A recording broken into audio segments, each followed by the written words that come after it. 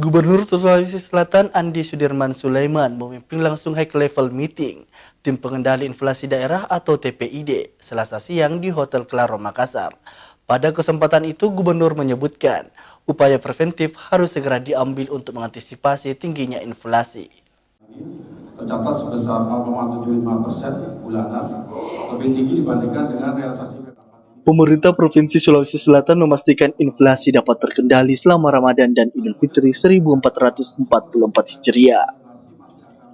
Penegasan itu disampaikan Gubernur Sulawesi Selatan Andi Sudirman Sulaiman dalam high level meeting menyambut Hari Besar Keagamaan Nasional atau HKBN bersama Forkopimda dan para bupati dan wali kota. Andi Sudirman menyebutkan, sejauh ini inflasi di Sulsel masih terbilang aman, namun ada beberapa harga komoditas yang perlu diantisipasi lonjakannya dan berpotensi memicu pergerakan inflasi bila tak segera ditangani.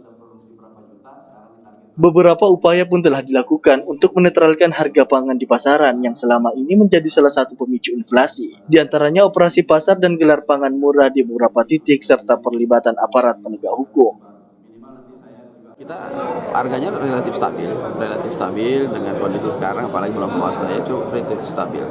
Harga-harga kayak cabai ada 40.000, kalau tahun lalu kan mahal-mahal cabai. Di Jawa sekarang 90.000, kita 45.000, masih bagus. Ada upaya-upaya intervensi pasar, ada operasi pasar, wilayah-wilayah pasar tertentu, Forkopimda juga melaksanakan, kabupaten kota juga lakukan, jadi insya Allah kita bisa lakukan untuk stabilitas harga. Sementara itu, Kepala Perwakilan Bank Indonesia Kausa Iman Karana menegaskan, ada 3 komoditas pemicu inflasi yang perlu diwaspadai menjelang Lebaran.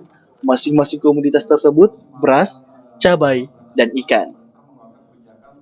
Menurut Iman, penetrasi pasar penting untuk difokuskan pada 5 daerah yang selama ini menjadi titik rawan, yaitu Kota Palopo, Parepare, Bone, Bulukumba, dan Kota Makassar.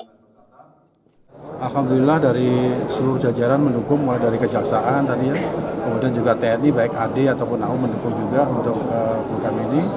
Kemudian yang terakhir adalah gerakan pasar murah.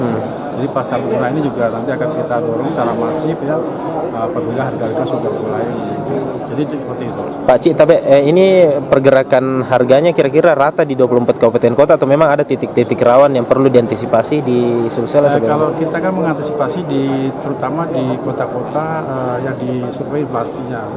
Yang pertama adalah di Palopo, kemudian Parepare, Bone, Bulukumba, dan Makassar. Sebetulnya terutama kita Makassar, karena Makassar itu bobot inflasi cukup tinggi di kemungkinan inflasi Sulawesi Selatan.